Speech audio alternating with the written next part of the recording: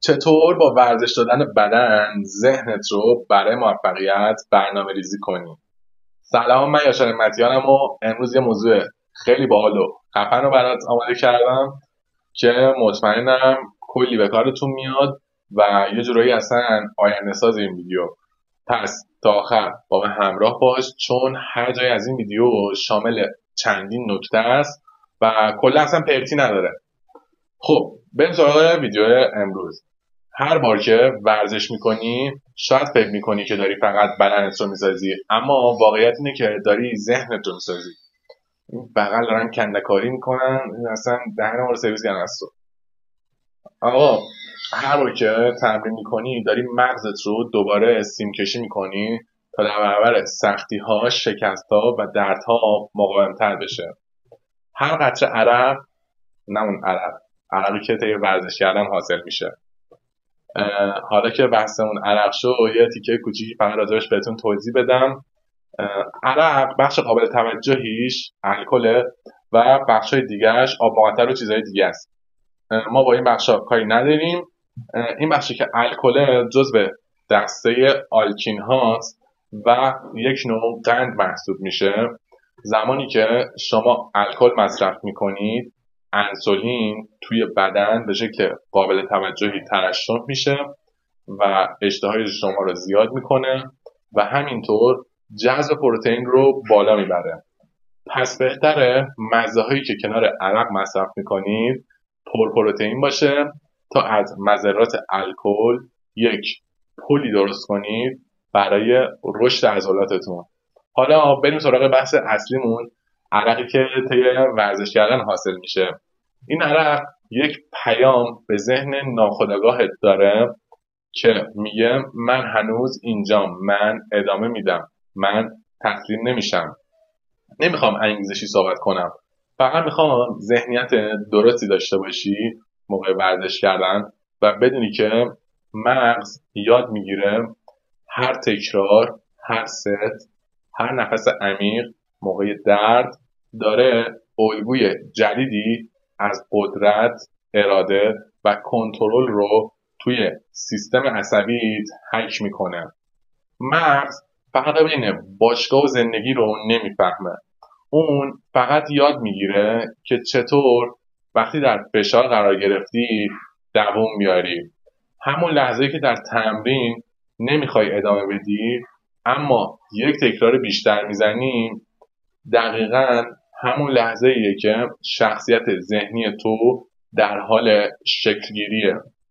اون لحظه سوزش عضله فقط درد نیست، یادآوری تمام موقعیت هایی که در زندگی خواستی جا بزنی ولی فقط یک قدم دیگه برداشتی. و این فقط یک تمرین فیزیکی نیست، این یک نوع هیپنوتیزم ناخودآگاهه.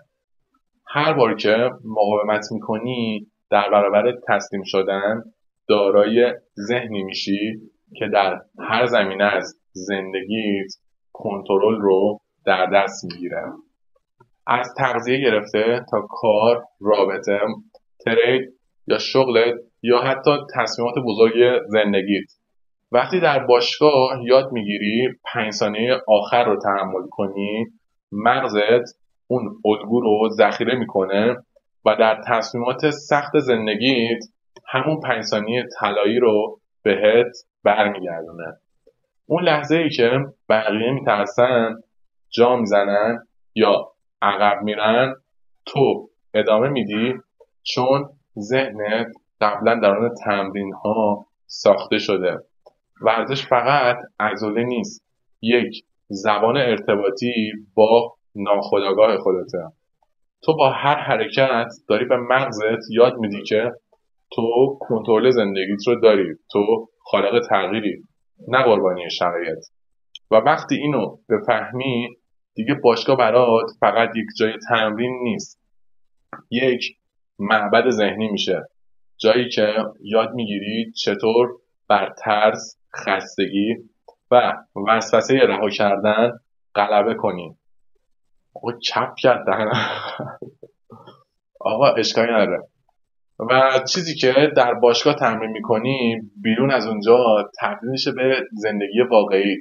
تو یاد میگیری که چطور تا آخر مسیر بری حتی وقتی که نتیجه هنوز دیده نمیشه.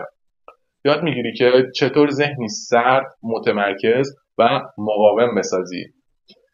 و یه روز میفهمی که اون بدن قوی فقط نشونه است، نشونه ای از یک ذهن شکست ناپذیر. پس ورزشتون رو بکنید به جای اینکه دکتر شما رو خوب بکنن. امیدوارم که منظورم بعد برداشت نکنید.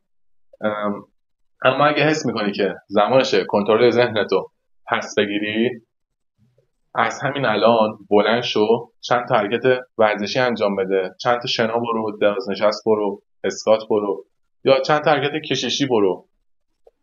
نه برای بدن، بلکه برای ذهنی که قراره تو رو به نسخه قوی ترت تبدیل کنه. چون فقط با قوی شدن درون میتونی بیرونت رو تغییر بدی.